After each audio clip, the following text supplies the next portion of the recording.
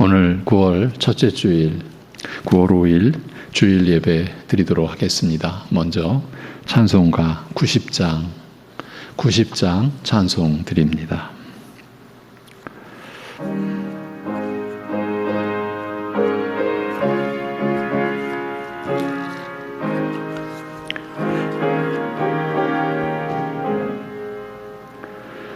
주 예수 내가 알기 전 날 먼저 사랑했네. 그 크신 사랑 나타나 내 영혼 거듭나네. 주 내 맘에 늘 계시고 나 주의 안에 있어. 저 포도 비유 같으니 참 좋은 나의 친구. 내 친구 되신 예수님 날 구원하시려고 그 귀한 몸을 버리사 내 죄를 대속했네. 나 주님을 늘 믿으며 그 손을 의지하고 내 몸과 마음을 바쳐서 그까지 충성하리. 내 진실하신 친구여 그 은혜 내려주사 날 항상 보호하시고 내 방패 되옵소서. 그 풍성한 참 사랑을 네 능히 끊을 소냐. 날 구원하신 예수는 참 좋은 나의 친구. 아멘. 이제 우리 함께 사도신경으로 신앙 고백 드리겠습니다. 전능하사 천지를 만드신 하나님 아버지를 내가 믿사오며 그 외아들 우리 주 예수 그리스도를 믿사오니 이는 성령으로 잉태하사 동정녀 마리아에게 나시고 본디오 빌라도에게 고난을 받으사 십자가에 못 박혀 죽으시고 장사한 지 사흘 만에 죽은 자 가운데서 다시 살아나시며 하늘에 오르사 전능하신 하나님 우편에 앉아 계시다가 저리로서 산 자와 죽은 자를 심판하러 오시리라. 성령을 믿사오며 거룩한 공회와 성도가 서로 교통하는 것과 죄를 사하여 주시는 것과 몸이 다시 사는 것과 영원히 사는 것을 믿사옵나이다. 아멘.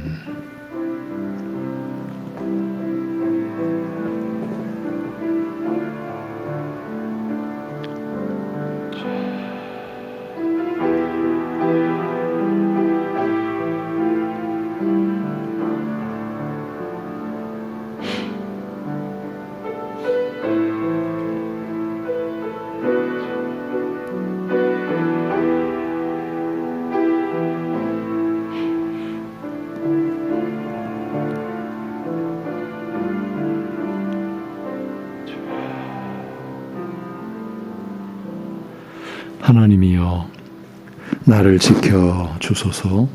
내가 주께 피하나이다.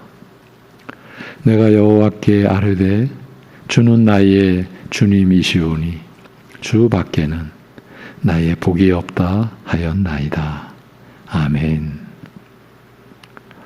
하나님 아버지, 우리가 이 시간 주께 피하는 심정으로 주께 우리 자신의 모든 것을 맡기는 그 중심으로 예배 드리고자 하오니 우리의 연약함을 긍휼히 살펴주시고 함께 모여 찬송과 경배를 드리지 못하는 우리의 처지 가운데서도 각자의 심령을 친히 붙들어 주셔서 하나님을 마음을 다해 예배하고 허락하신 주의 말씀을 온 힘을 다해 받고 붙잡고 그 안에서 베풀어 주시는 은혜 안에 우리 모두 거하게 하여 주옵소서. 우리 주 예수 그리스도의 이름으로 기도하옵나이다. 아멘. 찬송가 42장 42장 찬송입니다.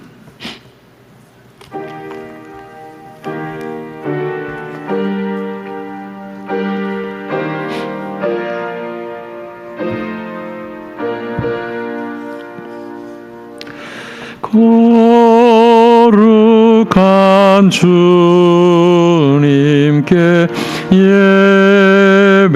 예배를 드리세 무릎을 꿇고서 영광 돌려 금 같은 순종과 향기로운 겸손을 주님께 바쳐서 경배하세. 주 앞에 삼가서 겸손히 행하면 주 너를 언제나 돌보시리. 말씀엔 위로와 기도에는 응답을 내 갈 길 바르게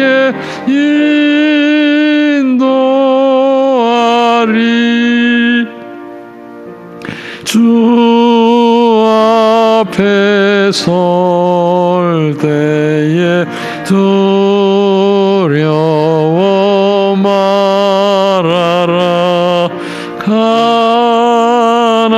가난한 우리를 도우시리.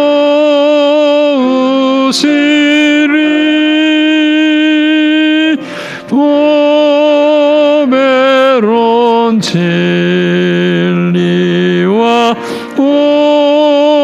온유한 사랑은 주님께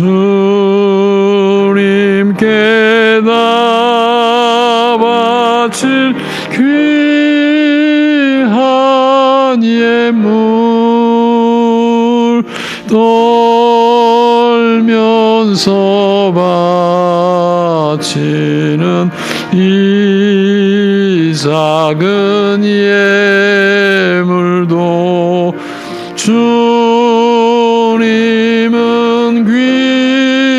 귀하게 받으시리.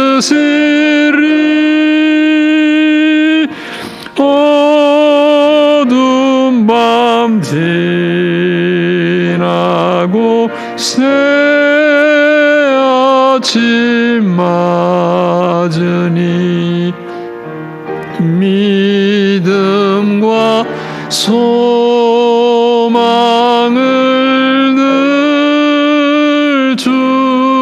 주시리.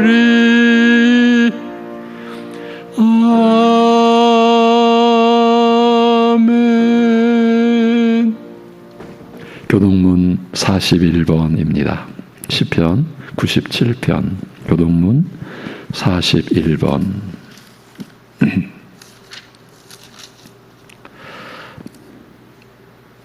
여호와께서 다스리시니 땅은 즐거워하며 허다한 섬은 기뻐할지어다. 구름과 흑암이 그를 둘렀고 의와 공평이 그의 보좌의 기초로다. 불이 그의 앞에서 나와 사방의 대적들을 불사르시는도다.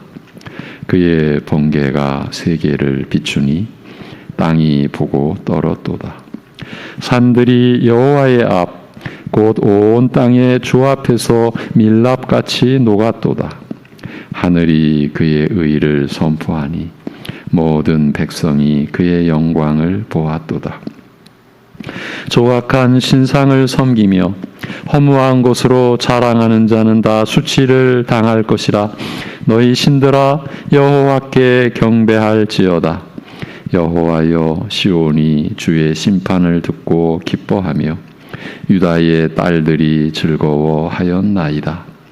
여호와여, 주는 온 땅 위에 지존하시고 모든 신들보다 위에 계시니이다. 여호와를 사랑하는 너희여, 악을 미워하라. 그가 그의 성도의 영혼을 보존하사 악인의 손에서 건지시느니라. 의인을 위하여 빛을 뿌리고 마음이 정직한 자를 위하여 기쁨을 뿌리시는도다. 의인이여, 너희는 여호와로 말미암아 기뻐하며 그의 거룩한 이름에 감사할지어다. 아멘.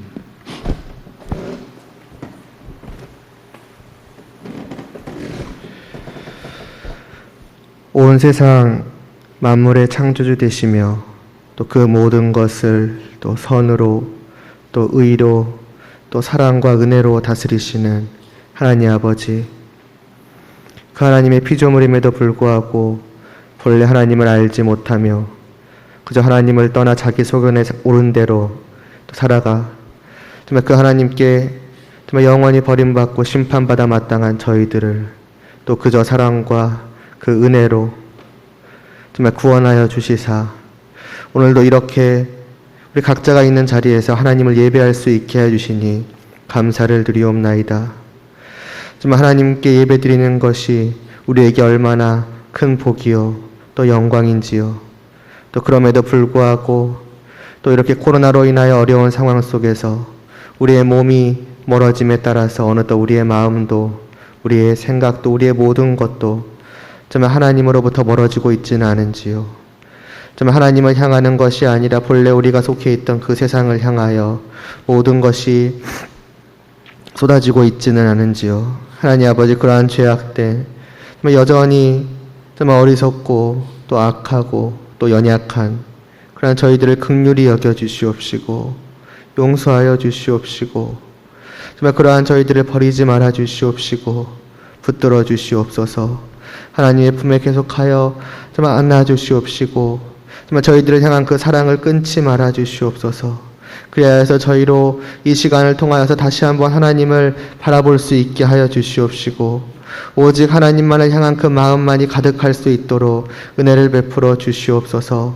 한 주간 살아가면서 혹시라도 우리가 잊고 있었던 그 하나님과 함께함의 그 기쁨을, 그 복됨을 이 시간을 통해서 다시 깨우칠 수 있도록 하여 주시옵시고 정말 세상 속을 향하여 나아가고자 했던 우리의 발걸음이 얼마나 어리석었는지를 다시 한번 깨달아 그 즉시로 우리의 발걸음을 다시 돌이킬 수 있도록 하여 주시옵소서. 하나님 아버지, 그리하여 이러한 어려운 상황 속에서도 어떻게 보면 계속되는 그래서 지쳐갈 수밖에 없는 이러한 상황 속에서도 하나님을 향한 저희의 믿음이 정말 잃지 않게 하여 주시옵시고 약하여지지 않게 하여 주시옵시고 오히려 더 굳세어지게 하여 주시옵시고 더 하나님께 예배함을 또 하나님의 말씀을 들음을 또 더 함께 모여서 하나의 교회로서 하나님을 위하여 살아감이 우리의 더욱더 큰 갈망이 될 수 있도록 하여 주시옵소서. 더욱더 큰 사모함이 있을 수 있게 하여 주시옵소서. 그러한 마음으로 이 시간도 저희가 하나님의 말씀을 들을 수 있도록 하여 주시옵소서. 오직 진리에 대한 갈망으로, 갈급함으로 하나님 아버지 나올 수 있도록 하여 주시옵시고, 정말 그 한마디 한마디, 그 모든 한 말씀을 저희가 놓치지 않고 들을 수 있도록 하여 주시옵소서. 그리고 들은 그 말씀을 하나님 아버지 믿음으로 말미암아 우리의 마음속에, 우리의 영혼에 받아들일 수 있도록 하여 주시옵소서. 정말 세상에 찌든 우리의 생각과 우리의 마음이 어떻게 진리 되신 하나님의 그 말씀을, 선하고 의로우신 그 말씀을 우리가 좋아할 수 있겠습니까? 어떻게 받아들일 수 있겠습니까? 정말 우리의 그 마음을 깨끗이 씻어 주시옵시고, 정말 이런 우리임에도 불구하고 그 말씀이 우리 안에 들어올 수 있도록 하여 주시옵소서.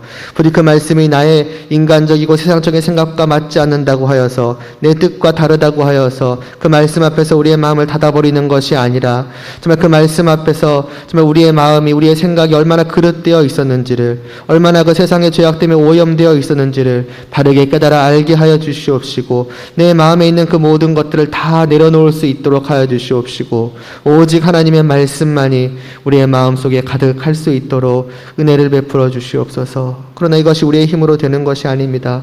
어떻게 우리가 그 진리의 말씀을 깨달을 수 있겠으며, 또 우리가 어떻게 그 진리의 말씀을 감히 받아들일 수 있겠습니까? 이 모든 것은 오직 주님의 은혜로 말미암음이오니 지혜와 총명을 허락하여 주시옵시고, 하나님 아버지 그 선하신 말씀이 참으로 선한 것인지를 깨달아 알 수 있도록 은혜를 베풀어 주시옵소서. 그리하여서 이 시간 이 예배를 통하여, 이 말씀을 통하여 다시 한번 우리가 하나님의 성도로서 바로 설 수 있도록 하여 주시옵시고, 바로 선 그 몸을 가지고서 하나님 아버지 이 세상 속에 나아가 또 한 주를 살아갈 때에도 변함없이 하나님의 성도로서 하나님을 바라보며 하나님을 위하여 하나님께 영광을 돌리며 살아갈 수 있도록 은혜를 베풀어 주시옵소서. 이 모든 예배의 시간을 통하여서 홀로 하나님만이 영광 받으시기를 간절히 소원하오며 예수님의 이름으로 기도드리옵나이다. 아멘.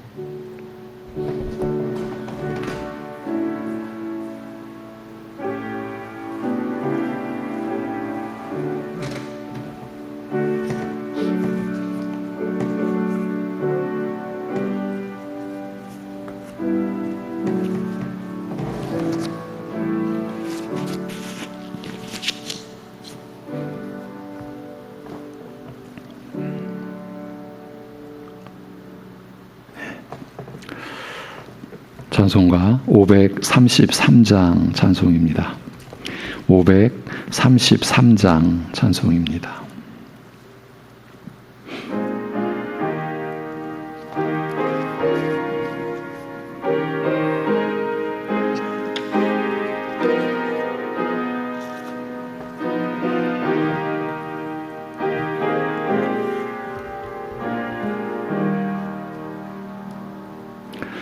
우리 주 십자가 고난 당하실 때에 너는 거기 있었나. 죄인들 위하여 목숨 버리실 때에 너는 거기 있었나. 저기 십자가에서 우리 위에 죽으신 주님, 너희는 무엇을 주저하고 있느냐. 사랑의 주께로라.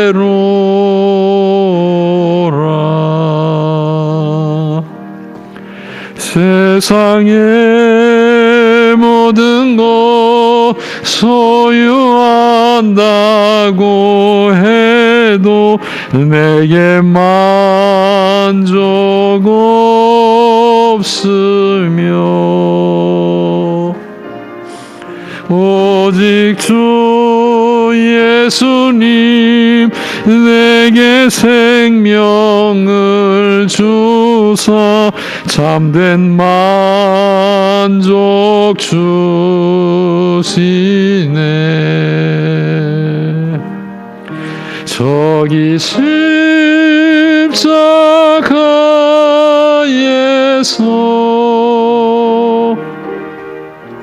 우리 위해 죽으신 주님, 너희는 무엇을 주저하고 있느냐. 사랑해 주께로라.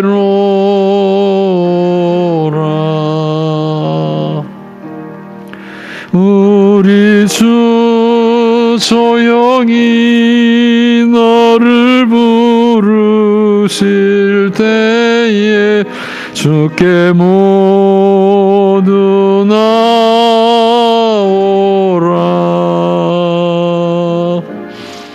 오직 주 예수를 믿고 순종할 때에 주가 영생 주시리.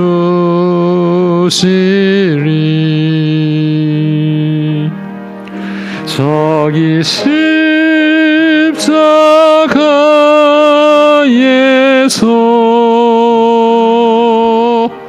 우리 위해 죽으신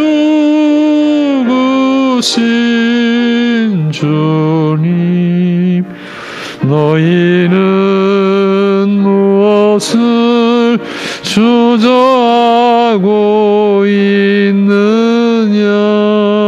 사랑해 주께로라.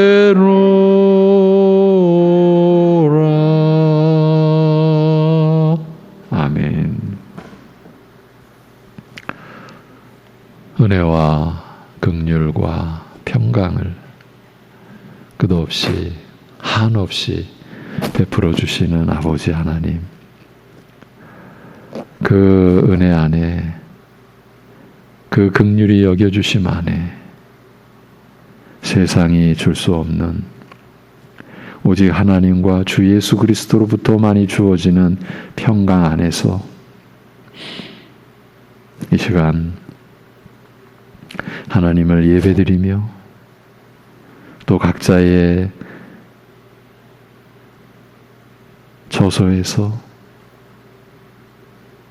또 각자의 형편에 따라 그러나 마음을 쏟아 하나님 앞에 감사의 예물을 드리며 주님 앞에 헌신을 고백하고 또 엎드리는 심령들, 그들의 영혼의 손길에 담긴 11조의 예물과 각자 누리는 은혜를 따라 고백하는 감사의 제목이 담겨 주님의 나라를 그리고 주님의 역사를 섬기고자 드려지는 모든 예물 가운데 오직 하나님의 기쁨을 두시고 그 심령이 이 세상이 주는 지나가는 기쁨이 아니라 온전하고 영혼을 이어가는 참된 기쁨을 누리는 심령, 주님을 누리는 심령으로 일생을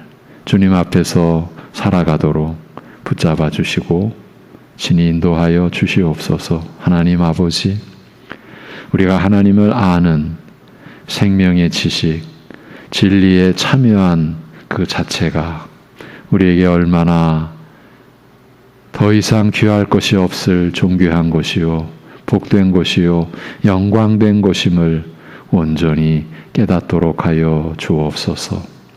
우리가 하나님의 생명으로 살아있는 이 자체가 얼마나 기이하고 놀라운 것인지 인식되고 그 경이로운 그 의식을 가지고 하나님 앞에서 살아가는 감사와 기쁨이 우리가 겪는 모든 환난과 고난을 넘어서서 그 고난으로 인하여 무너지는 것이 아니라 그 고통과 아픔으로 인하여서 쓰러져갈 생명이 아니라 오히려 그 아픔과 그 고통 속에서 더 빛나게, 더 진실되게 우리에게 주어지는 하나님의 위로와 하나님의 평강과 또 회복시키시는 하나님의 권능의 역사가 사랑하는 성도들의 삶에서 풍성히 임하며 또 그로 인하여 하나님이 주시는 영생의 열매를 맺어가는 일생 되게 하여 주시옵소서.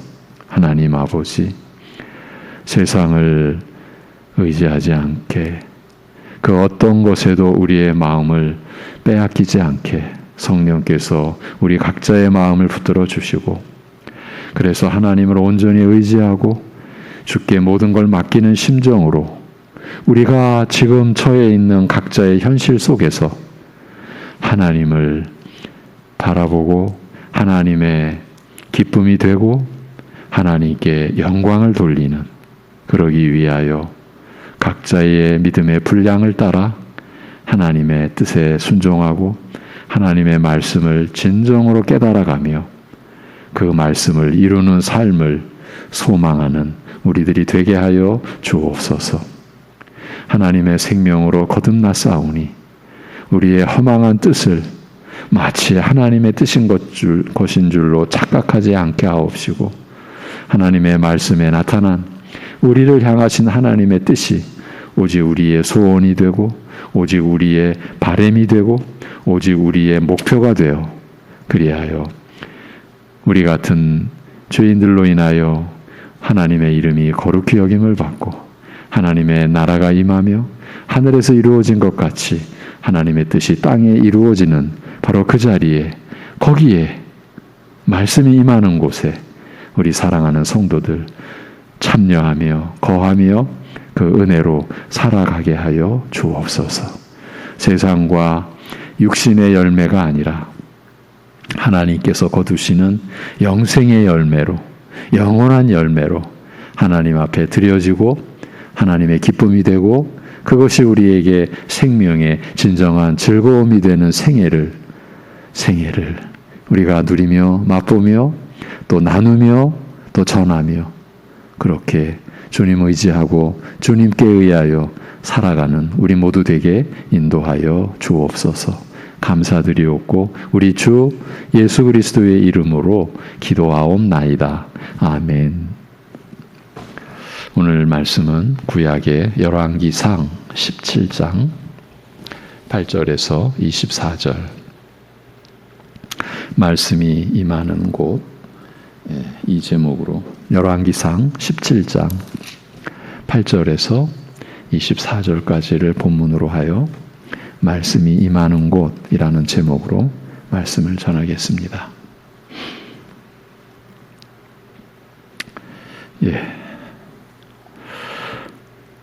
본문이 좀 길죠? 열왕기상 17장 8절에서 24절입니다. 여호와의 말씀이 엘리야에게 임하여 이르시되 너는 일어나 시돈에 속한 사르밧으로 가서 거기 머물라. 내가 그곳 과부에게 명령하여 내게 음식을 주게 하였느니라. 그가 일어나 사르밧으로 가서 성문에 이를 때에 한 과부가 그곳에서 나뭇가지를 줍는지라. 이에 불러 이르되 청하건대 그릇에 물을 조금 가져다가 내가 마시게 하라. 그가 가지러 갈 때에 엘리야가 그를 불러 이르되 청하건대 내 손에 떡 한 조각을 내게로 가져오라. 그가 이르되 당신의 하나님 여호와께서 살아계심을 두고 맹세하노니 나는 떡이 없고 다만 통에 가루 한 움큼과 병에 기름 조금뿐이라. 내가 나뭇가지 둘을 주워다가 나와 내 아들을 위하여 음식을 만들어 먹고 그 후에는 죽으리라. 엘리야가 그에게 이르되 두려워하지 말고 가서 내 말대로 하려니와 먼저 그것으로 나를 위하여 작은 떡 한 개를 만들어 내게로 가져오고 그 후에 너와 내 아들을 위하여 만들라. 이스라엘의 하나님 여호와의 말씀이 나 여호와가 비를 지면에 내리는 날까지 그 통에 가루가 떨어지지 아니하고 그 병에 기름이 없어지지 아니하리라 하셨느니라. 그가 가서 엘리야의 말대로 하였더니 그와 엘리야와 그의 식구가 여러 날 먹었으나 여호와께서 엘리야를 통하여 하신 말씀같이 통의 가루가 떨어지지 아니하고 병에 기름이 없어지지 아니하니라. 2일 후에 그 집 주인 되는 여인의 아들이 병들어 증세가 심해 위중하다가 숨이 끊어진지라. 여인이 엘리야에게 이르되 하나님의 사람이여 당신이 나와 더불어 무슨 상관이 있기로 내 죄를 생각나게 하고 또 내 아들을 죽게 하려고 내게 오셨나이까. 엘리야가 그에게 그의 아들을 달라 하여 그를 그 여인의 품에서 받아 안고 자기가 거처하는 다락에 올라가서 자기 침상에 누이고 여호와께 부르짖어 이르되 내 하나님 여호와여 주께서 또 내가 우고하는 집 과부에게 재앙을 내리사 그 아들이 죽게 하셨나이까 하고 그 아이 위에 몸을 3번 펴서 엎드리고 여호와께 부르짖어 이르되 내 하나님 여호와여 원하건대 이 아이의 혼으로 그의 몸에 돌아오게 하옵소서 하니 여호와께서 엘리야의 소리를 들으심으로 그 아이의 혼이 몸으로 돌아오고 살아난지라. 엘리야가 그 아이를 안고 다락에서 방으로 내려가서 그의 어머니에게 주며 이르되 보라 내 아들이 살아났느니라. 여인이 엘리야에게 이르되 내가 이제야 당신은 하나님의 사람이시요 당신의 입에 있는 여호와의 말씀이 진실한 줄 아노라 하니라. 아멘. 이스라엘 역사의 한 장면을 뚝 떼와서 말씀을 전한다는 것은 쉽지 않은 일입니다. 자칫 그 역사의 진실을 왜곡시키고 말씀을 잘못 전할 수 있기 때문입니다. 이런 한계를 안고도 본문을 보려는 이유가 있습니다. 지난 6월 13일 주일 말씀의 한 부분을 가져와서 시작하도록 하겠습니다.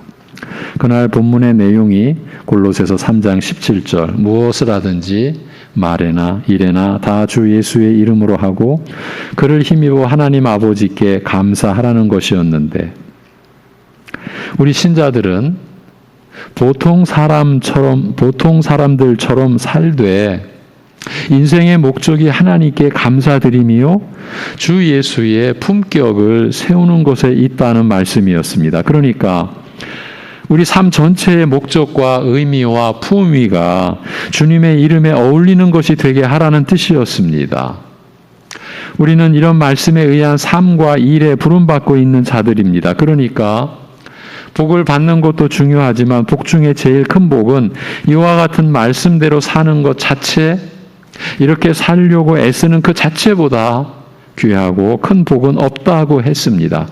이러면서 우리 같은 죄인이 그리스도의 대리인으로 그리스도의 이름 아래 그의 뜻대로 행할 수 있다는 것처럼 놀라운 은혜는 없다라고 했습니다. 그래서 일상에서 그리스도의 대리인답게 살 수 있도록 그리스도께서 말씀하시는 것처럼 말하고 그리스도께서 행하시는 것처럼 그렇게 행할 수 있도록 간절히 구하는 자가 되어야 한다라고 하면서 이렇게 육신으로는 감당하지 못할 일이요 하늘로부터 주어지는 힘으로만 가능한 점과 관련해서 구약 시대의 선지자 엘리야의 입장을 한번 생각해 보자라고 했었습니다. 특히 오늘날처럼 배도가 보편적인 사회 현상이 되고 그래서 교인들마저도 너무 무감각해져서 하나님의 영광을 위하여 산다라는 것에 아무런 매력을 느끼지 못하는 시대에는 더욱 그렇다라고 했습니다. 여기서 오늘 본문을 이어가려는 것입니다. 오늘날 배도가 보편적인 현상이 된 시국과 엘리야가 활약하던 아합 왕 시대의 상황이 맞물려 있는 것을 참작한 것입니다. 아합 왕의 시대는 나라 전체가 바알 숭배로 도배가 되어 있다시피 했던 그야말로 최악의 우상 숭배가 기승을 부리던 시대였습니다. 그때 있을 수 없는 일이 일어나게 됩니다. 바로 본문의 내용입니다. 본문 첫 절이 그 시작을 알려주고 있습니다. 여호와의 말씀이 엘리야에게 임하여 이르시되 너는 일어나 시돈에 속한 사르밧으로 가서 거기 머물라. 내가 그곳 과부에게 명령하여 내게 음식을 주게 하였느니라. 하나님이 엘리야를 시돈의 사르밧으로 보내시는 장면입니다. 이 일은 여호와의 말씀이 엘리야에게 임하는 것으로 시작됩니다. 그런데 여기서 우리가 주목해야 할 점이 시돈에 속한 사르밧이라는 곳 그 장소입니다. 어떤 면을 주목해야 한다라는 뜻일까요? 이곳이 어디입니까? 이스라엘 지경을 넘어서서 북쪽으로 올라가 위치한 곳입니다. 어찌 보면 이스라엘과 하등의 관계도 없는 곳이라 할 수 있습니다. 그러니까 이스라엘의 왕궁도 아닌, 도시 성읍도 아닌 곳에 하나님께서 선지자를 보내신 것입니다. 오히려 그 왕궁, 그 성읍, 그 땅들 안에는 우상 숭배가 판을 치고 있었을 때였습니다. 풍요의 신이라 불리는 바알이 하나님이라고. 그래서 그 바알을 섬기는, 오직 비를 몰고 온다라고 하는 그 풍요의 신을 섬기고 그 바알을 여호와라고 외치고 있었을 그때였습니다. 그럼에도 사람들은 그 왕궁, 그 성읍들을 바라보고 있을 때 하나님께서는 이스라엘과 아무런 상관이 없는 듯 보이는 이방 땅에 선지자를 보내셨습니다. 그곳에 하나님의 말씀이 임하도록 하셨다는 말입니다. 이것은 오늘 우리에게도 직접적으로 관련이 있는 내용입니다. 어디를 바라보십니까?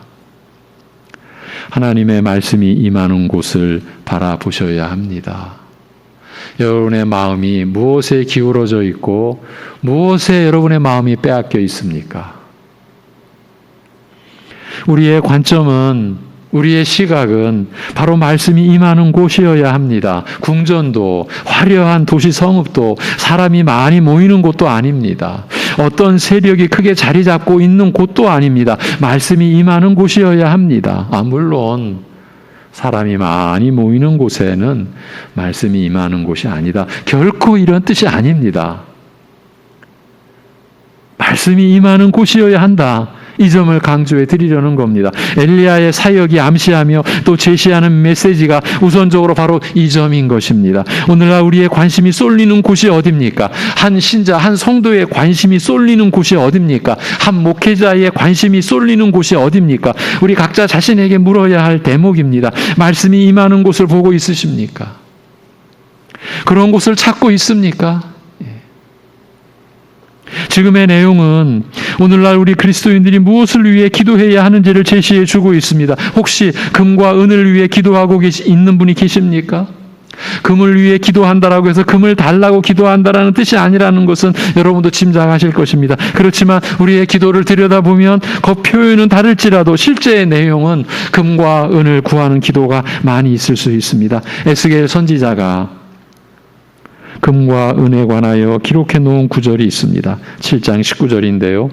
그들이 그 은을 거리에 던지며 그 금을 오물같이 여기리니 이는 여호와 내가 진노를 내리는 날에 그들의 은과 금이 능히 그들을 건지지 못하며 능히 그 심령을 족하게 하거나 그 창자를 채우지 못하고 오직 죄악의 걸림돌이 되미로다.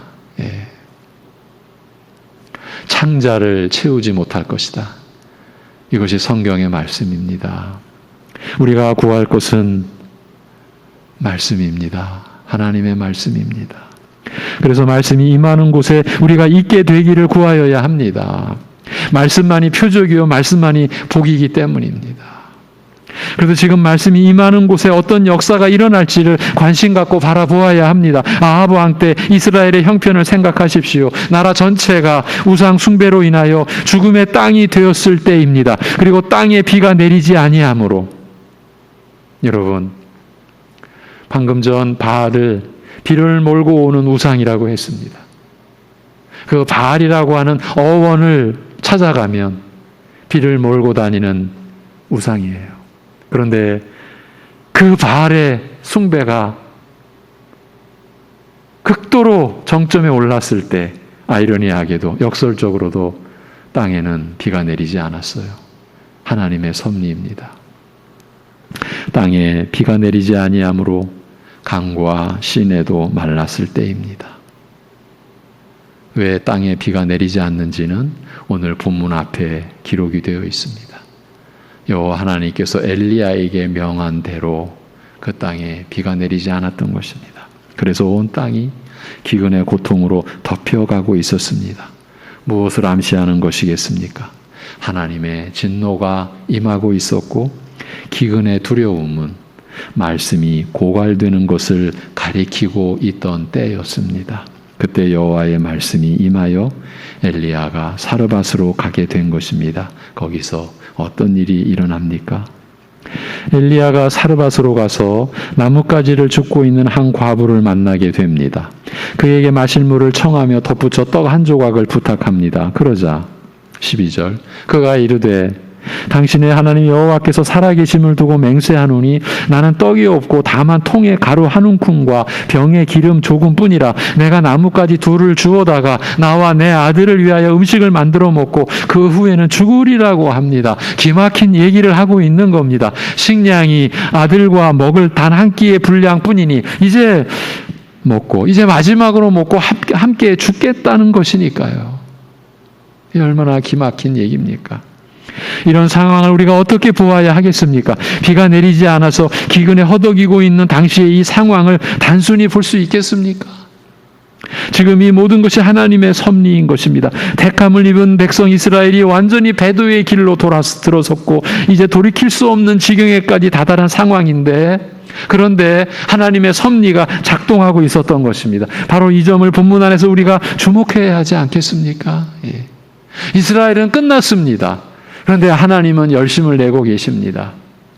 우리가 주목해야 할 이 상황입니다. 이제 그 슬프고 기막힌 상황을 직면한 엘리야가 어떻게 하나님의 뜻을 펼쳐가는지 보겠습니다. 기막힌 반전이 일어납니다. 13절 엘리야가 그에게 이르되 두려워하지 말고 가서 내 말대로 하려니와 먼저 그곳으로 나를 위하여 작은 떡 한 개를 만들어 내게로 가져오고 그 후에 너와 내 아들을 위하여 만들라. 이스라엘의 하나님 여호와의 말씀이 나 여호와가 비를 지면에 내리는 날까지 그 통에 가루가 떨어지지 아니하고 그 병에 기름이 없어지지 아니하리라 하셨느니라고 합니다. 자신을 위하여서 먼저 작은 떡 한 개를 만들 것을 말한 후 자신에게 임한 이스라엘의 하나님 여호와의 말씀을 전합니다. 이스라엘의 하나님 여호와라 그렇게 칭했습니다. 의미심장한 일이 일어나고 있는 겁니다. 시돈 땅 사르밧에 와서 이스라엘의 하나님 여호와의 말씀을 거론하고 있습니다. 이스라엘은 지금 말씀이 없어 죽음의 땅이 되었는데 그럼에도 여전히 이스라엘의 하나님이심을 계시하고 있습니다. 나는 이스라엘의 하나님이시다. 나는 택한 백성의 하나님이시다. 그러면서 극심한 가뭄으로 인한 기근 속에서도 전적인 하나님의 능력으로 식량이 떨어지지 않게 하시리라고 약속을 하십니다. 여기서 드러난 하나님의 선하심과 인자하심을 우리가 주목해야 합니다. 생명을 주시는 그리고 그 생명을 보존하시는 은혜의 하나님이심을 드러내신 것입니다. 생명을 주시는 분도 하나님이시고 그 생명을 보존하시는 분도 하나님이시라는 뜻입니다. 수백 년 전 출애굽한 이스라엘 백성들에게 광야에서 매일 만나를 먹이시고 반석에서 생수가 넘쳐나게 흐르게 하셔서 모든 백성과 가축들을 마시게 하신 그 은혜의 역사를 기억나게 하시는 그 장면입니다. 또한 그 뒤 수백 년이 지나 예수 그리스도께서 빈들에서 오병이어의 표적을 행하신 일도 떠오르게 하는 대목입니다. 무엇을 말씀하시려는 것입니까? 다시 말하지만 생명은 하나님의 소유라는 것과 그러기에 생명의 양식을 공급하여 주시는 분도 하나님이시라는 것을 알리신 것입니다. 여러분,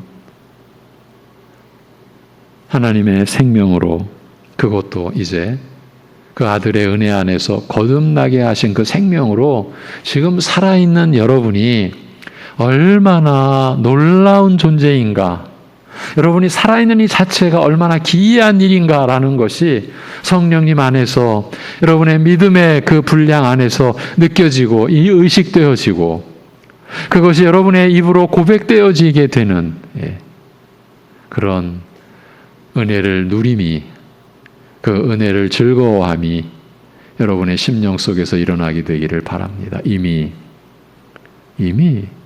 그 은혜를 누리고 계시고 그 신앙 고백을 저에게 들려주신 분들도 계셔요. 그러한 일이 더 더 풍성해져야 하는 것 아니겠습니까? 지금 성경이 증언하는 바가 바로 이 내용입니다. 이스라엘이 광야에서 만나로 생존하였다라는 것은 사람의 생존 근거가, 사람의 생존 능력이 사람 자신에게 있지 아니하다라는 확실한 증거였습니다. 그리고 하나님께서 친히 우리의 생존을 위한 양식을 베풀어 주심으로써 이 생명의 은혜는 하나님으로부터 오는 것이요 또한 우리 생존의 근거와 근원이 더 깊은 곳에 있음을 암시하셨습니다. 사람의 생명의 근거는 떡과 사람의 능력에 있지 아니하고 오직 살아계시며 모든 것을 그 뜻대로 역사하시는 하나님께 있는 것입니다. 지난주 수요 예배의 말씀이 바로 관련된 말씀입니다. 예수 그리스도께서 광야에서 40일 줄이시고 성령에 이끌려 마귀의 시험을 받으실 때 첫 번째 시험, 사람이 무엇으로 사는가? 40일 굶주린 예수님에게 마귀가 시험합니다. 내가 하나님의 아들이거든 이 돌들로 떡을 만들라. 그때 예수님께서 신명기의 말씀을 가지시고 저들에게 전합니다. 마귀에게 전합니다. 모든 세상에게 전하는 말씀입니다. 사람이 떡으로만 사는 것이 아니라 하나님의 입에서 나오는 모든 것, 그 말씀으로 사는 것이다. 생명이 하나님의 것이다. 생명의 근거가 떡이 아니다. 오직 하나님의 은혜다. 여기서 또 그 사실이 밝혀지고 있는 겁니다. 그리고 앞의 내용과 연관시키면 말씀이 임하는 곳에 그 생명의 역사가 일어나리라는 것을 암시한 것입니다. 즉 죽음을 맞이하여야 할 생명을 살리시고 그 생명을 유지 보존하시는 하나님이심을 계시하신 사건이 말씀이 임하는 것으로 시작해 된 그 사실을 통하여, 그 기록을 통하여 후대의 교회들에게 묵시적으로 교훈을 전하고 있는 것입니다. 이것이 오늘 말씀의 요점입니다. 말씀이 임하게 하심으로 기근과 가뭄과 기곤으로 인하여 온 땅이 메말라가고 죽음의 고통이 덮여오던 그때에 하나님께서는 시돈 땅 사르밧에 하나님의 말씀이 선지자를 통하여 임하게 하심으로 생명의 증거를, 생명의 본질을 드러내 주신 것, 이것이 오늘 말씀의 요점입니다.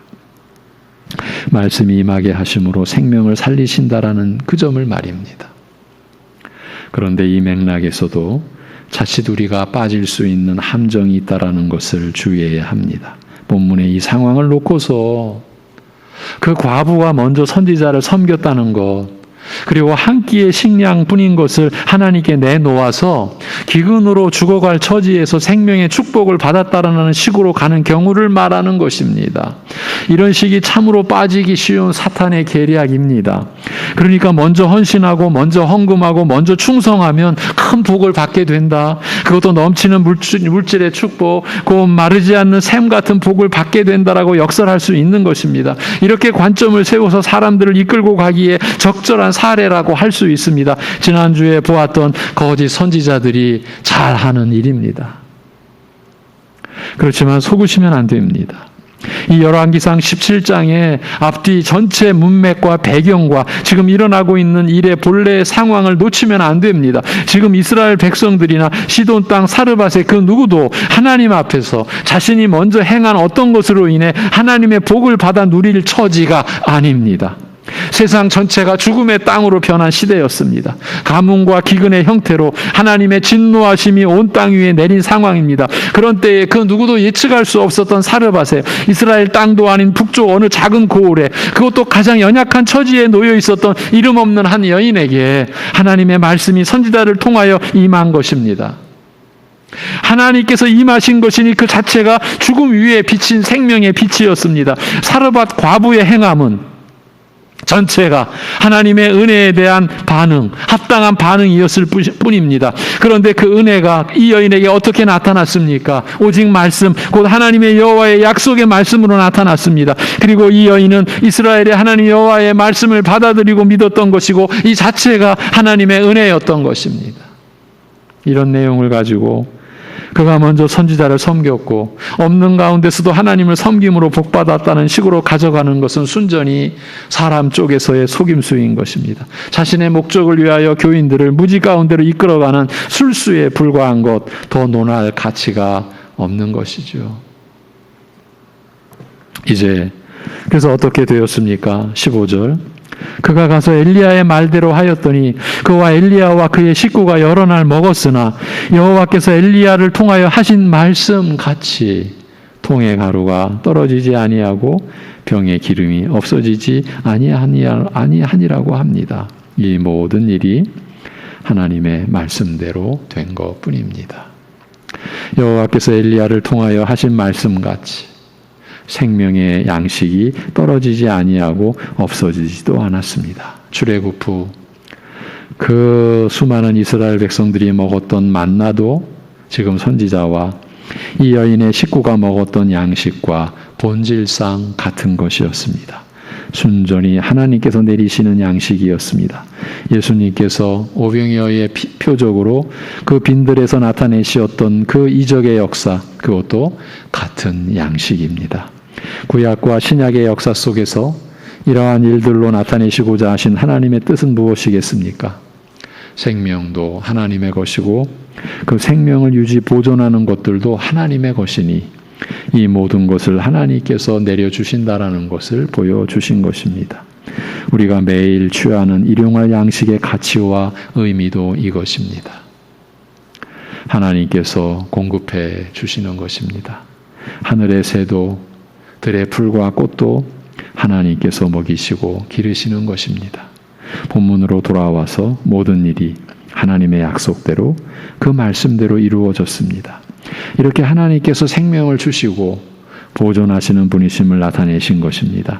그 누구도 예측할 수 없었던 곳에서 그 당시 그 누구도 짐작할 수 없었고 바랄 수도 없던 일이 일어났습니다.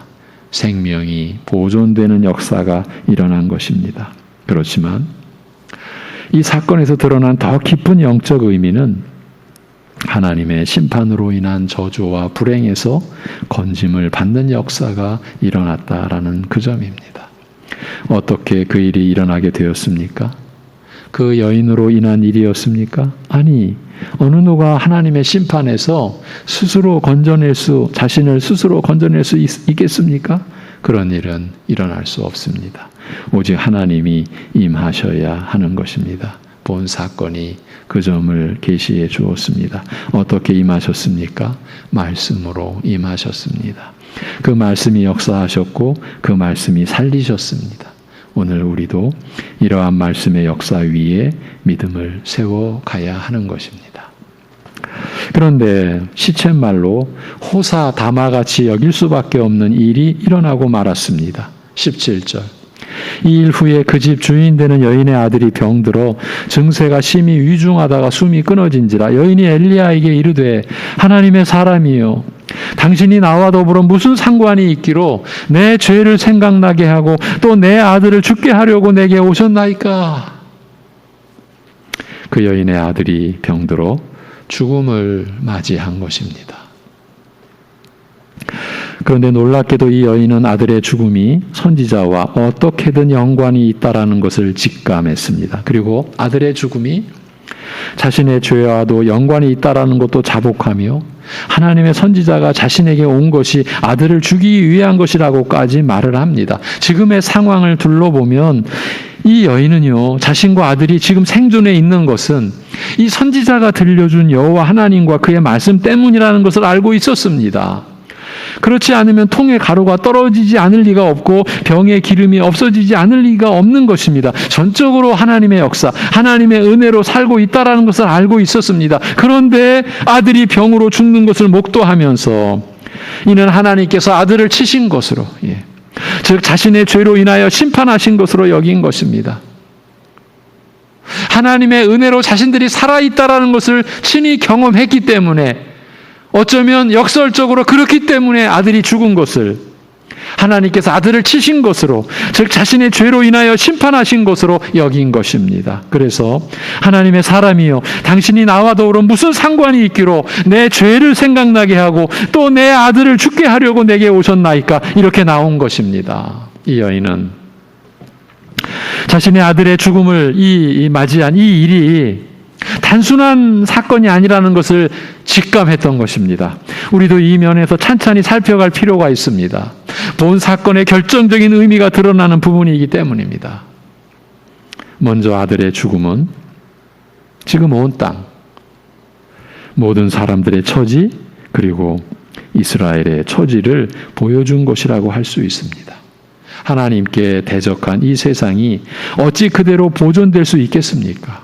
하나님의 진노하심으로 인하여 파멸과 멸절을 당해야만 하는 상황을 보여주시고 그대로 아들이 죽은 것처럼 멸망에 이르게 될 것을 나타내 주신 것입니다. 우상으로 점철된 이스라엘의 종말을 보여주신 것입니다. 지금 이스라엘뿐만이 아니라 온 땅을 뒤덮은 가뭄과 그로 인한 기근이 바로 이 사실을 나타내 보여준 것이었습니다. 하나님의 심판이 임한 것입니다. 결국 가뭄과 기근은 우상을 숭배하는 이스라엘이 생명의 양식인 하나님의 말씀을 다 내팽개쳐버린 처지를 나타내 보여준 것입니다. 온 땅이 메마르고 식물이 자랄 수 없어서 죽음의 기근을 겪는 것이 그 자체로 우상을 숭배한 탓에 하나님의 말씀을 다 잊어버린 상황을 나타내 보여주신 것입니다. 그리고 그 종국에는 죽음뿐이라는 것을, 멸망뿐이라는 것을 그 여인의 아들의 죽음으로 드러내신 것입니다. 실제로 이 아들의 죽음은 단순치가 않았습니다. 지금 양식이 다 떨어져 가던 저들이, 한 끼만 먹고 그 이후로 굶주리는 상태로 죽어가야만 했던 저들이 그 양식이 떨어지지 않게 하시는 하나님의 간섭하심으로 하나님께서 임하심으로 살게 된 것이 아닙니까? 그런데도 죽게 되었다라는 것이니 그 죽음은 예사롭게 볼 일이 아니었습니다. 예. 지금 이 아들의 죽음이 위치한 이 장면이, 지금 이 사건의 지금 이 배열이 결코 그저 단순한, 살다가 죽었네, 이런 게 아니라는 겁니다. 지금 하나님의 개입하심, 하나님의 역사하심이 드러난 그런 상황 아닙니까? 그런데도 죽게 되었다라는 것이니 그 생명의 잔치 속에서 죽음이 지금 임한 거예요. 죽음이 뚝 떨어진 거예요. 이렇게 되었다라는 것이니 그 죽음은 예사롭게 볼 일이 아니었던 거예요. 예사롭게 볼 죽음이 아니었어요. 그러니까 시돈 땅 사르밧에 여호와의 말씀이 임하여 그 은혜를 베푸시고 저들을 살리신 것으로 이스라엘의 하나님 여호와께서는 여전히 이스라엘을 버리지 않으시고 살리실 것을 보여주셨습니다. 하나님의 나라의 약속을 포기하지 않으셨다라는 것이에요. 신실하신 하나님, 그 아브라함과 언약 맺으신 그 하나님 나라의 역사를 하나님께서 이루어 가시겠다. 그거를 보여주신 거예요. 살리겠다. 그걸 보여주신 거예요. 그런데 살리겠다라고 하시고 그 증표로 양식이 마르지 않게, 떨어지지 않게 하셨는데, 그런데 그 다음은 여인의 아들이 죽는 것이었습니다. 앞에서는 생명을, 그 다음에는 죽음을 이렇게 이어졌습니다. 그러면 이 두 사건, 이 두 가지 사실을 어떻게 연결할 수 있겠습니까? 그것은 하나님께서는 살리시고자 하시는데 어떻게 살리시느냐 하면 먼저는 죽도록 하신다라는 것입니다. 다시 설명을 드립니다. 다 죽어가던 때에, 다 죽었을 때에 선지자로 하여금 말씀을 보내셔서 살리시겠다라고 하시고 바로 이어서 어떻게 살리실 것인지를 보여주셨어요. 그것이 곧 과부의 아들의 죽음입니다. 즉 저들을 어떻게 살리실 것인지를 아들을 통해서 나타내셨다라는 말입니다. 어떻게요? 먼저는 죽어야 한다라는 것입니다. 이스라엘은 멸망을 당해야 한다라는 것입니다. 그리고 그 이후에 하나님께서 임하셔서 하나님이 언약하신 대로, 약속하신 대로 임하셔서 회복해 하시겠다고, 약속된 하나님의 나라를 세워가실 것이라고 하신 것입니다. 사르밧 과부의 아들의 죽음은 이런 의미심장한 하나님 나라의 역사를 일표하는 것이었습니다. 죽어서 다시 사는 구원 역사의 그림자요 상징이었습니다. 이후의 역사는 그대로 이루어진 것을 우리는 알고 있습니다. 그러므로 이 사건이 오늘날 모든 성도에게 적용되는 의미는 죽어야 산다라는 교훈에 있는 거예요. 달리 말하면 죽는 것이 사는 것이라는 뜻입니다. 그러면 우리가 어떻게 죽어야 삽니까? 바로 이 질문에 대한 답을 또다시 확인하기 위해 오늘 말씀을 나눈 것입니다. 앞으로 몇 주 동안 창세기와 요한복음의 말씀으로 계속 이어갈 것입니다. 우리가 받은 믿음의 내용에서 근본이 되는 것입니다. 그래서 다지고 또 다지려는 것입니다. 아울러 아직 이 믿음에 이르지 못한 분들을 위한 시간을 가지려는 더 큰 목적도 있습니다. 몇 달 전부터 예고해 드렸던 말씀입니다. 그만큼 간절한 마음으로 전하려고 했던 내용입니다. 앞으로 수주일 동안 나눌 말씀의 핵심, 그 요점을 오늘 먼저 간략하게 전하겠습니다. 사랑하는 우리 성도 여러분, 죽는 것이 사는 것입니다. 그러면 우리가 어떻게 죽어야 하는 것입니까? 어떻게 죽어야 살게 되는 것입니까? 질문을 바꿔봅니다.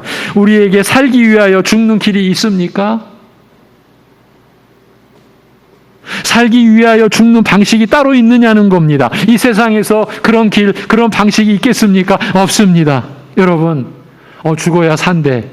그럼 우리가 죽으면요, 우리는 죗값으로 죽는 것뿐입니다. 그 자체로 멸망입니다. 무슨 살아날 방법이 있다니요? 그러면 우리가 어떻게 죽어서 살 수 있습니까? 바로 그 일을 위해서 하나님의 아들이신 예수님이 이 땅에 오신 것입니다. 곧 우리를 위하여 죽으시고 살아나시기 위해서였습니다. 우리로서는 죽어서 살아날 길이, 그런 방법이 없었는데 예수님께서 우리를 위해 죽으시고 살아나셨습니다. 그래서 우리가 예수님을 믿고 의지할 때 우리는 예수님과 함께 죽고 또 예수님과 함께 살아나게 되는 것입니다. 한 번 더 정리합니다. 우리가 어떻게 죽어야 산다고요? 오직 그 길은 하나, 그리스도와 함께 죽고 그리스도와 함께 사는 것, 그 길뿐입니다. 그것이 우리가 주 예수 그리스도를 믿습니다라고 하는 그 믿음 안에 담겨지는 하나님의 은혜의 역사요, 그 우리의 생명이 되는 진리인 거예요. 이런 역사가 어떻게 일어납니까? 우리가 하나님의 은혜로 그 아들 예수 그리스도를 믿을 때 성령께서 우리를 예수 그리스도와 하나 되게 연합시키셔서 그 일이 일어나게 되는 것입니다. 내가 예수를 믿습니다라고 하는 이 단순한 진리 안에 이 세상은 감당 못할 이 영원한 생명의 역사, 생명이 주어지는 이 비밀의 이 은혜가 이렇게 그 단순한 진리 안에 담기도록 하나님이 하신 것입니다. 그리고 그것을 온 역사를 풀어서 말씀해 주신 것입니다. 이것이 아브왕 시대, 이스라엘 역사 중 가장 어두웠던 시대에 임한 하나님의 계시의 말씀입니다. 이렇게 하나님 나라의 역사는 신비롭습니다. 그대로 멸망시킬 때였는데, 그래서 아무도 원망할 수 없었던, 그야말로 다 죽었던 그때에도 하나님의 이스라엘을 향한 그 열심과 사랑은 변함없었고, 그래서 아무도 짐작할 수 없었던 북쪽 땅 작은 고을에 하나님의 선지자를 보내어 생명을 주시는 구원 역사를 드러내 보이시고, 이후의 역사의 전개까지도 그 과부의 아들의 죽음과 그 아들을 다시 살리심으로 나타내 보여주신 것입니다. 성도 여러분, 지금 이 과부의 아들이 죽고 살아난 것, 그 자체만을 놓고 볼 때 그 당시 이스라엘의 역사와 아무 상관이 없어요. 그 사르밧 땅과도 아무 상관이 없어요. 그 이후로도 계속 이스라엘은 죽음의 그 늪으로, 멸망의 그 시점을 향하여 치달은 것밖에 없어요. 그러면 한 과부, 그 아들 그저 살리고 그것으로 끝나는 일입니까? 그게 하나님 말씀의 계시의 그 내용입니까? 아닌 거예요. 지금 그야말로 죽음의 땅에 하나님의 말씀이 임했어요. 내가 너희들을 살리겠다고. 그 한 연약한 이의 형편을 통해서 생명을 주시는 하나님이심을 드러내 보이셨어요. 비가 내릴 때까지. 놀랍지 않습니까? 비가 내릴 때까지, 그 통의 가루가 떨어지지 아니하고 그 병의 기름이 없어지지 아니하리라. 그대로 이루어졌어요. 살리시는 하나님이에요. 그래 놓고 바로 그 아들의 죽음이 임하도록 하셨어요. 내가 너희들을 살리는 길은 죽는 길밖에 없다라는 거예요. 너희들의 죄로 인한, 그 죄값으로 인한 죽음만이 너희들의 그 죽음 이외에, 죽음을 넘어서는 생명이 너희들에게 다시 오게 되는, 그렇게 되기 위해서는 너희들은 죽는 길밖에 없다. 그거를 나타내 보여주신 거예요. 너희들을 살리겠다. 그런데 너희들은 죽어야 한다. 그리고 이미 창세기서부터 약속하신 대로 그 죽음을 대신할 하나님의 아들 메시아의 오심을 하나님은 착착 준비해 가셨던 것이에요. 이 아합 왕 때, 이 그야말로 빛은 한 줄기도 비치지 않는 그 어두운 때, 그럼에도 비가 내리게 해주는 바알이라고 그 죽음의 신을 붙들고 있는 그 참 비참한 때에 말씀의 빛이, 생명의 빛이 아무도 짐작 못했던 그 시돈 땅 사르밧에, 그것도 가장 연약한 한 사람에게 임한 거예요. 여러분, 오늘날 여러분에게 말씀이 임하는 그 상황과 이 열왕기상 17장의 상황을 대비해 보십시오. 우리에게도 그런 일이 일어나고 있는 거예요. 그런 일이 일어난 거예요. 여러분, 이 세상을 보십시오. 누가 하나님의 말씀에 환호합니까? 누가 하나님의 말씀을 들고 벌벌벌 떨고 감사하다고 합니까? 오히려 내팽개치고, 오히려 다 찢어버리고 내던지고 짓밟고, 그저 우스운 것들이라고. 지금 그러한 때에 여러분에게는 이 하나님의 말씀이 임하고 있지 않습니까? 그걸 보여주신 거예요. 그런데 살려주시는 하나님을 만났는데 죽음이 온 거예요. 우리가 살아나는 방법은 죽어야 하기 때문이에요. 그런데 우리가 어떻게 우리의 죄로 죽습니까? 그러면 영원히 끝이에요. 멸절이에요. 멸망이에요. 거기에 하나님의 아들이 개입하신 거예요. 하나님의 아들이 임하신 거예요. 이렇게 이제 마무리하겠습니다. 이 장면으로 돌아와서 이 아들이 살아난 것은 전적인 하나님의 역사요, 하나님의 은혜였습니다. 우리가 지금 믿음으로 사는 것도 이와 같습니다. 우리가 받은 구원의 은혜도 이와 같습니다. 우리에게 무슨 가치가 있어서도 아니고, 어떤 미래가 보였어도 아니고, 어떤 가능성이 있었던 것도 아니고, 우상 숭배와 가문과 기근으로 상징되는 오직 죽음의 처지와 같은 형편에서 우리도 진리의 말씀, 그 구원의 복음을 받아서 다시 살리시는 은혜를 입은 것입니다. 이 사건의 본질을 놓쳐서는 안 됩니다. 거짓 교훈에 빠질 수 있는 부분이 한두 곳이 아닙니다. 함정이 그만큼 많은 내용입니다. 한 가지 예는 앞에서 소개했습니다. 그러니까 사람 편에서 볼 때에는 하나님의 은혜가 임하게 하는 어떤 여지가 있을 수 없는 그런 상황입니다. 그럼에도 어떤 꾀가 많은 사람들은 사람 편에서 생명을 주시는 은혜를 받을 만한 무언가가 있었다라는 식으로 거짓 교훈을 제시하고, 그러면 희한하리 많지 사람들은 그 거짓을 쫓기도 합니다. 결국은 자신의 탐욕과 교만스러운 탐욕이죠. 나는 너희들하고 달라, 나는 할 수 있어, 이런 식으로 그런 탐욕과 거짓 선생의 교훈이, 그 거짓 교훈이 결탁한 결과일 뿐이죠. 이 모든 것이 하나님의 말씀을 상실한 결과일 뿐입니다. 우상 숭배를 달리 말하면 하나님의 말씀을 도외시하는 행위입니다. 제가 지난주 말씀을 전하면서 가슴 아프게 이런 표현을 썼었습니다. 짐작들 하시겠지만 많은 교인들이 하나님의 말씀과 상관없이 신앙생활을 한다라고. 말씀은 안 듣고 말씀을 귀한 줄로 모르고 그냥 자기가 신앙생활 한다고. 여러분, 이보다 더 큰 일이 없는 거예요, 우리에게. 말씀의 기갈, 말씀의 가뭄, 말씀의 기근이 본 사건의 배경입니다.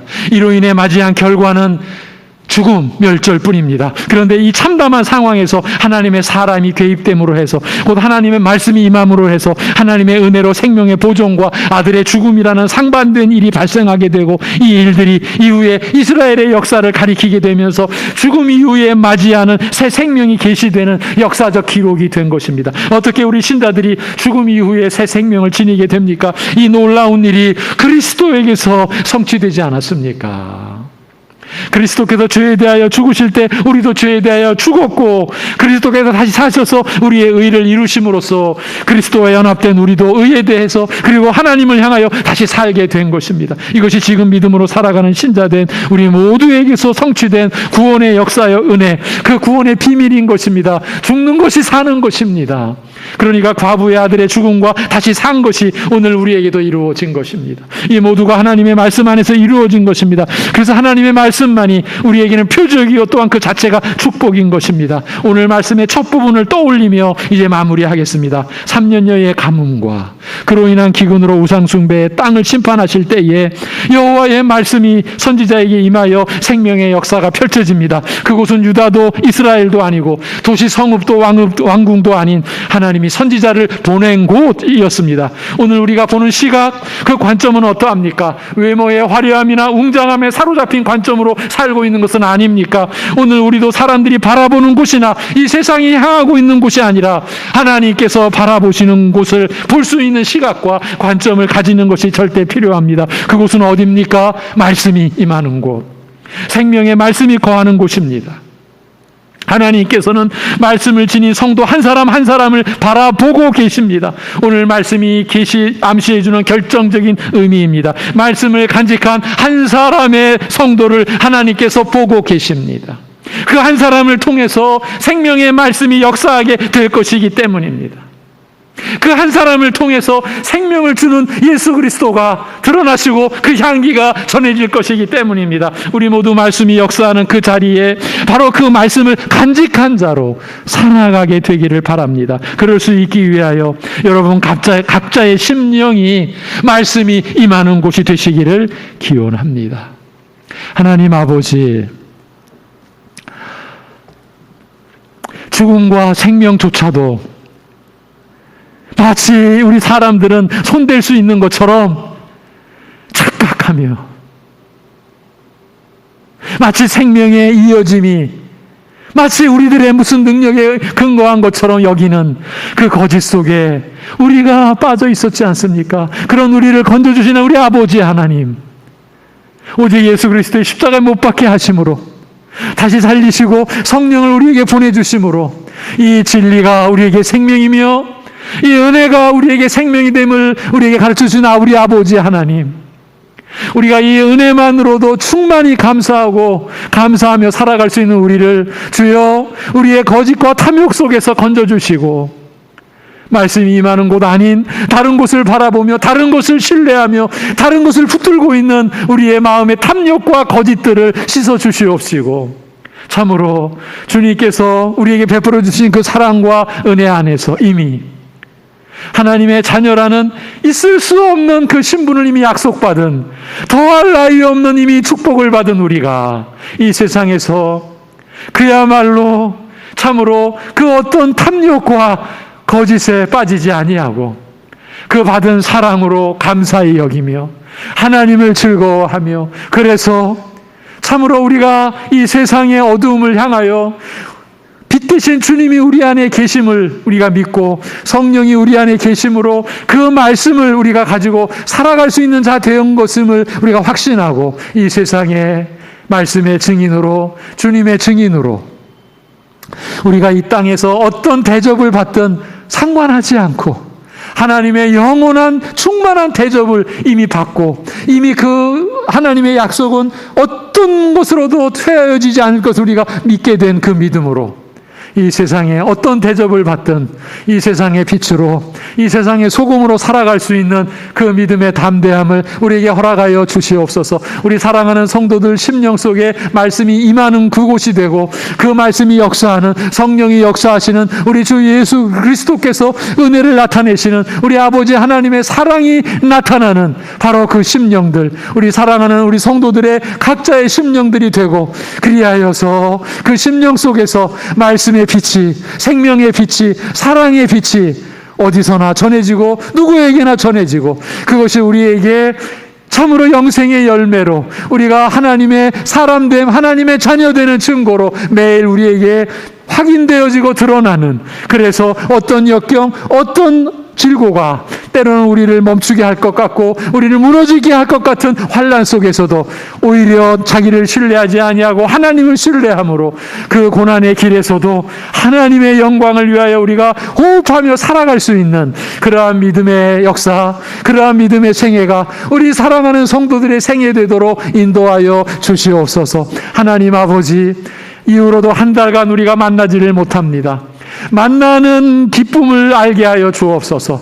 그렇게 사모함으로 우리 각자의 처지에서 하나님을 예배하며 우리가 그동안 누려왔던 것이 얼마나 귀한 것인지, 그런데 그 안에서 우리가 누리지 못했고 누리지 못하게 했던 우리의 과실과 우리의 책임과 우리의 잘못을 깨닫게 도와주시옵시고, 우리가 함께하는 그 감사, 우리가 가족이 교회가 함께할 수 있는, 대면할 수 있는 그 아름다움이, 그 풍성함이, 그 평안함이 무엇인지를 회복해가는 우리들 되게 인도하여 주옵소서. 우리 성도 각 가정을 지켜주소서. 우리 어르신들, 우리 자녀들을 지켜주소서. 무엇보다 믿음을 지켜주시옵소서. 병상의 가족들도 믿음을 지켜주시옵시고 회복해 하시는 역사가 있게 하여 주옵소서.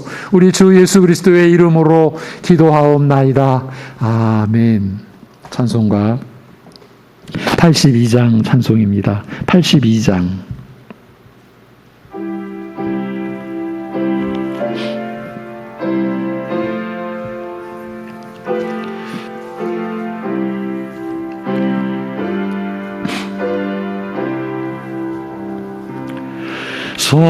성부의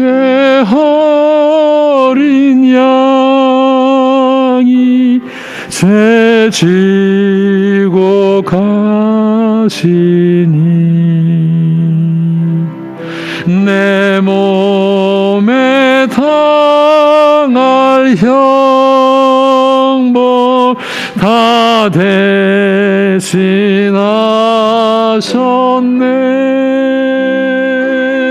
내 죄가 추악하나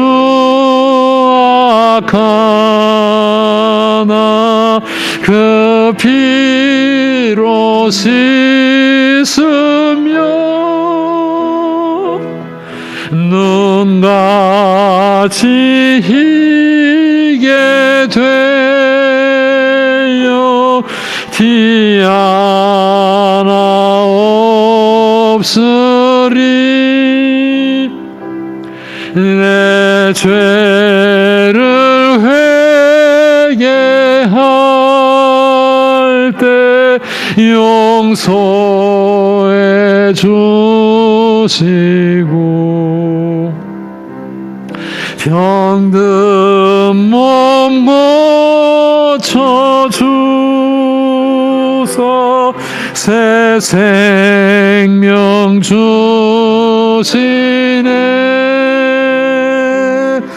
내 속에 쌓인 근심 한없이 그것만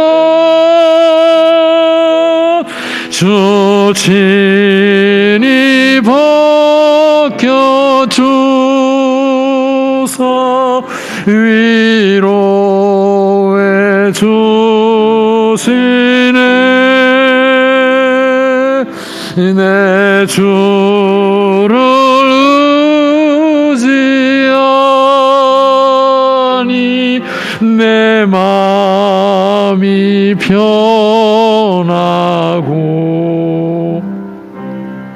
주 나를 붙드시니 내 앞길 완하다. 임마누엘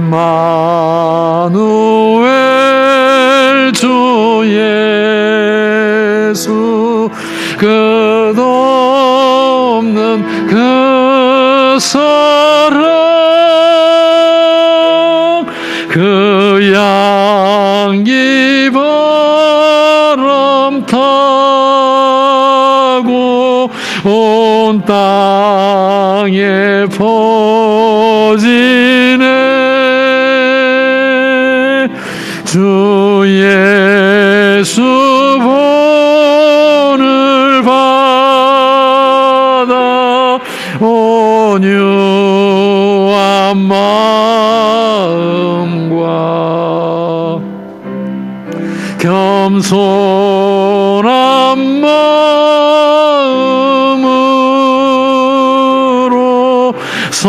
섬기며 살리라.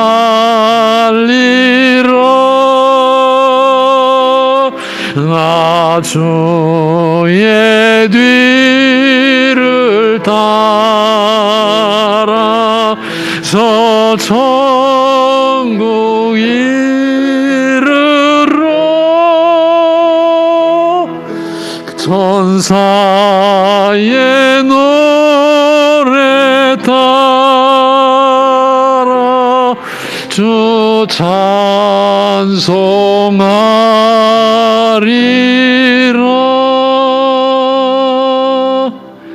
아멘. 교회 소식입니다. 여러분, 안타깝지만 10월 3일 주일까지도 거리두기 4단계가 연장되고 말았습니다.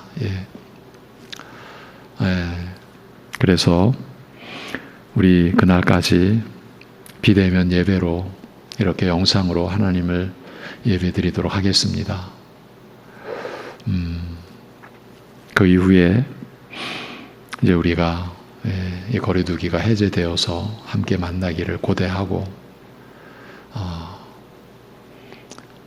누구도 바라지도 않고 예측할 수도 없었던 이러한 상황 속에서 하나님께서 우리를 향하신 깊은 뜻을 우리가 또 새기고, 우리가 그동안 함께 너무나 당연하게 만나고 교제하고 했던 그 내용들 우리가 이럴 기회가 없지 않겠습니까? 되짚어보고, 그래서 우리가 다시 이제 대면 예배가 회복됐을 때 우리의 만남이 하나님의 은혜로 어떻게 우리에게 주어지고 그 만남을 위해 우리가 어떻게 서로를 섬길지에 대하여 오히려 준비할 수만 있다면 우리는 이 역경의 고난이 진정한 유익으로 우리에게 주어지는 기회가 되리라고 그렇게 여겨집니다. 이런 말씀도 드리기가 어려운 게 지금 너무나 많은 분들이 너무나 많은 어려움을 겪고 고통과 슬픔을 겪고 있기 때문에 이러한 어려움의 유익을 논하는 것도 사실은 늘 조심스럽습니다.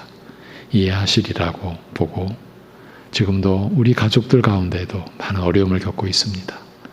서로 위해 기도하고 서로 살필 수 있기를 바랍니다. 삼남전도의 구역 모임, 나는 믿습니다라고 하는 교재로 다시 또 11일 저녁 9시에 줌을 통한 영상 모임을 갖고 자세한 내용은 카톡 공지가 된다고 합니다. 9월 13일에 시행 예정이던 경기 선호회 여전도회 연합회 실행위원회가 취소된 공문을 우리가 받았습니다. 그래서 오늘 전해드립니다. 다들 모임을 갖지 못하죠. 우리 총회도 저기 경주에서 전국 총회를 모여서 가지려고 했던 것도 갖지 못하게 돼서 9월 14일 대표들만 강도회에서 3사람씩만 모이기로 하고 나머지 총대 우리 목사님 장로님들은 강도회별로 화상으로 모여서 그렇게 총회가 9월 14일 진행이 됩니다. 이제 묵상구절 잠언 19장 11절과 19절 노하기를 더디하는 것이 사람의 슬기요 허물을 용서하는 것이 자기의 영광이니라. 노하기를 맹렬히 하는 자는 벌을 받을 것이라. 내가 그를 건져주면 다시 그런 일이 생기리라. 우리가 한 주간 묵상할 구절입니다. 다음 주일 예배 말씀 창세기 22장 1절에서 14절 여호와 이레. 어떤 장면인지 짐작하시는 분들도 많으실 것입니다. 오늘 말씀을 계속 이어가겠습니다. 죽는 것이 사는 것이다.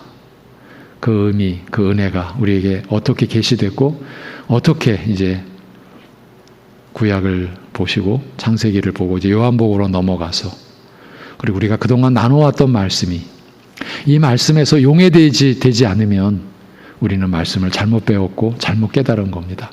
수주 동안 몇 주 동안 이 말씀을 계속 보아갈 겁니다. 최소 6주 그리고 더 넘어갈 수도 있습니다.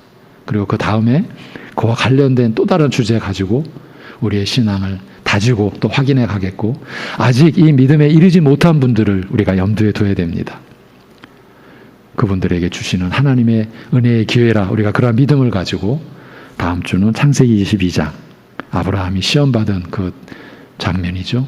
말씀을 여러분 읽어주시고 준비해 주시기 바랍니다. 그리고 매주 우리가 주보에 전주일 말씀을 요약해 드렸는데 지금 주보가 없으니까 요약된 말씀은 홈페이지에 거의 같은 분량으로 매주 전주일 말씀을 요약본도 올려드리고 있는 거 아시죠? 참조하시면서 계속 이어지는 말씀을 우리가 확인해 갈 수 있으면 좋겠습니다. 예, 한 주간 또 주님 안에서 강건하시기를 기원드립니다. 예, 축도함으로 예배를 마치겠습니다. 우리의 구원의 참 능력이시고 의의 온전한 근원이 되시는 주 예수 그리스도의 은혜와 우리에게 아들을 내어주신 그 무엇도 아닌 독생자를 내어주신 우리 아버지 하나님의 사랑하심과 이 참 생명, 이 참 영광, 이 참 복을 우리 안에서 실현하시려고 임하셔서 우리를 인도하시는 성령님의 교통하심이